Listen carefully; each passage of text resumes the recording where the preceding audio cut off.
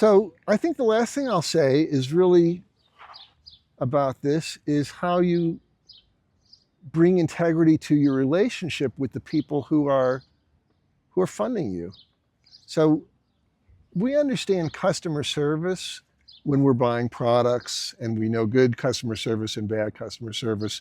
You know, if you buy a washing machine and it breaks down, how does the vendor handle that? Is it because stuff happens, but it's really the quality of communication and the quality of taking care of the situation. So now let's say you've raised your nut. You've got your donor community and they're paying your bills so you can focus on your dream project, and that you've got the time either yourself or you've got enough recurring revenue to then hire somebody to help you, maybe if you're going to raise capital. So you're building this base of integrity. What do these people want out of you? All they want to do is hear stories about how it's going. So, for my own donor community, it's like a religion to me. It's like, the month ends on the last day of the month, and then I've got a few days to write a report to them before it's like getting a little bit late. So within the first 1 to 5 days of the new month, I'm writing an update and kind of a wrap up about what goals had I set for the previous month. How did it go? If something didn't work, I'm going to talk about that.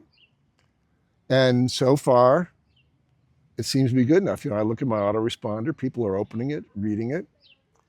And, that maybe there's more that I could be doing, but that's really the minimum.